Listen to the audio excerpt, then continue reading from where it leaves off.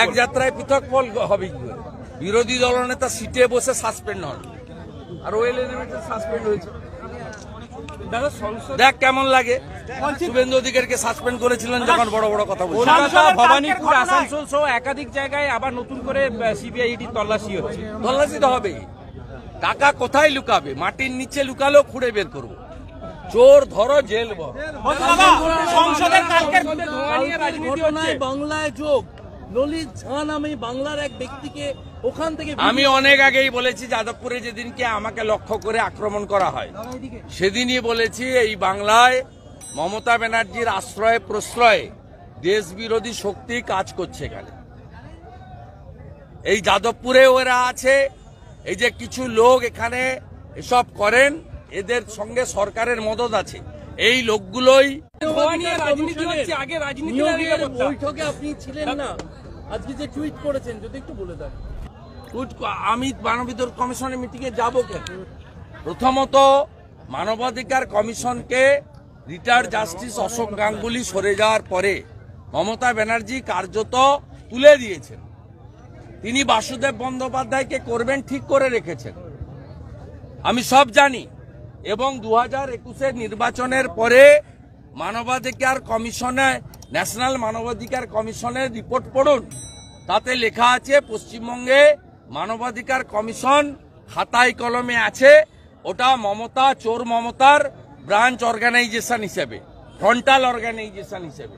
তাই এই মক্কারিতে 2,28,00,000 লোকের সমর্থন নিয়ে বিরোধী দলনেতা উপস্থিত থাকবেন না। মমতা ব্যানার্জির কোনো খারাপ কাজে আমি যাব না।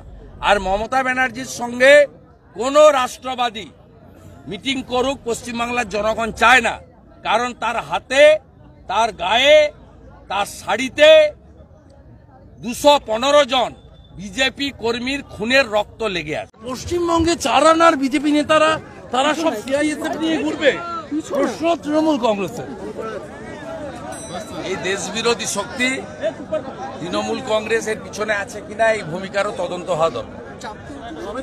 মঙ্গল প্রামাণিকের পরিবারকে আর্থিক সহায়তা করলেন আপনারা, আজকে সেই গ্রামের প্রধান বলছেন যে এই ঘটনা আত্মঘাতী হওয়ার ঘটনা নয়, কৃষকের কোনো কারণে। এর উত্তর পূর্ণিমা প্রামাণিক দেবে, আমি দেব।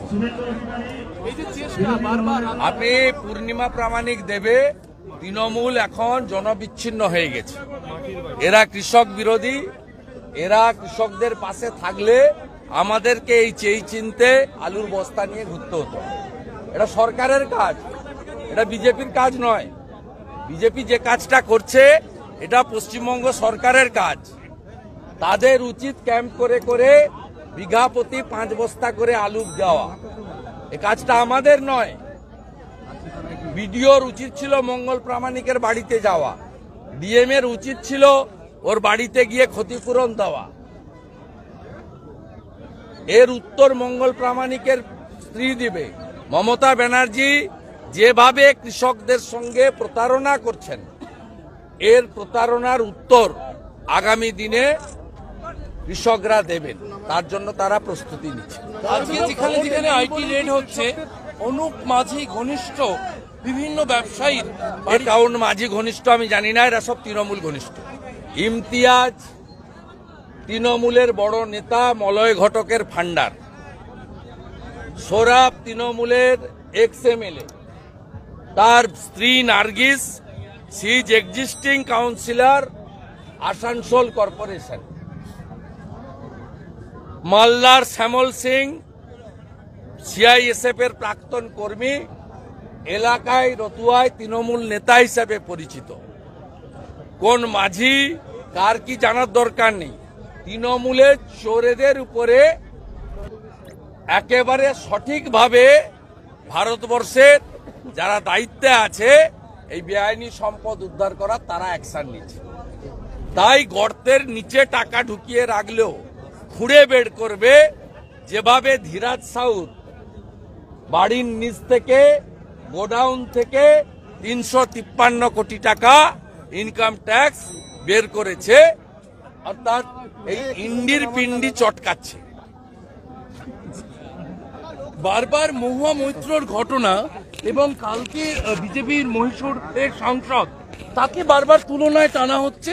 বলা হচ্ছে মহুয়া মৈত্র যদি সাসপেন্ড হয় তাহলে কেন সংসদের বিরুদ্ধে ব্যবস্থা নয়, কেন গ্রেপ্তার নয়? এই যে দুটো ঘটনাকে বারবার তুলনা করা এবং ইটস এ বিগ কনস্পিরেসি, এবং এই কনস্পিরেসির সঙ্গে ইন্ডির পিন্ডিরা যুক্ত, এবং এর সঙ্গে তৃণমূলের যে বেঙ্গল লিঙ্ক এসছে যাদবপুরেই করে রেখেছে। বন্দে মাতরম বলতে পারে না, জাতীয় সঙ্গীত গাইতে পারে না। যাদবপুরে আমাকে লক্ষ্য করে অ্যাটাক হয়েছে মাওবাদী নাম দিয়ে। যাদবপুরেও টুকরে টুকরে গ্যাং রয়েছে।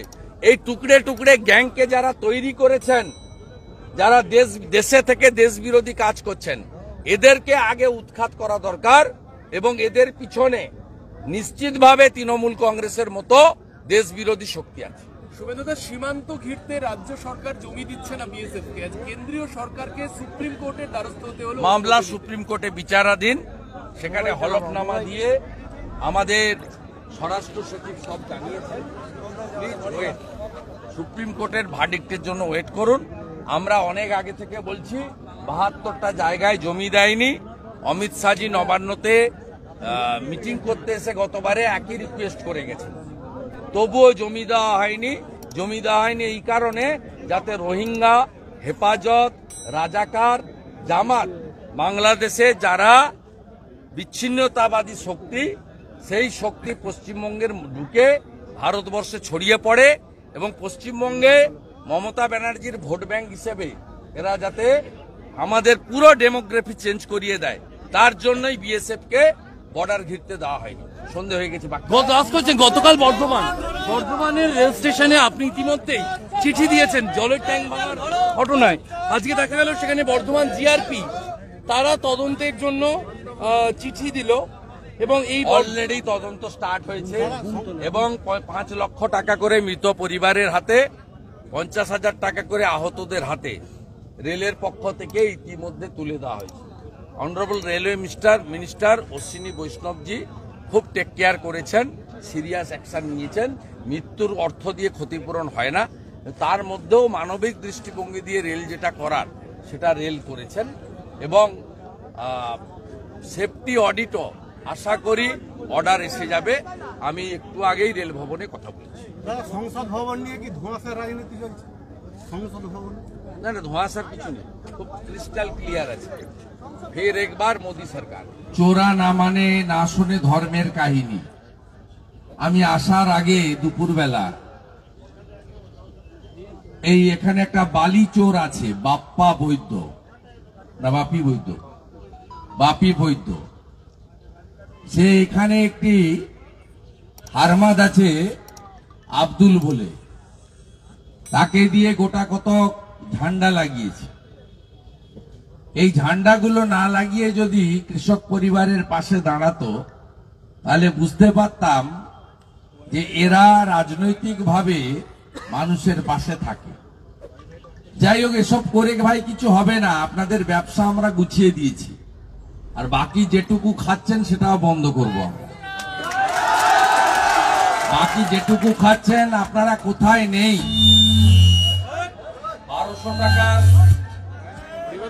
1200 টাকার আমাদের সার 2500 টাকা করে কালোবাজারি হচ্ছে।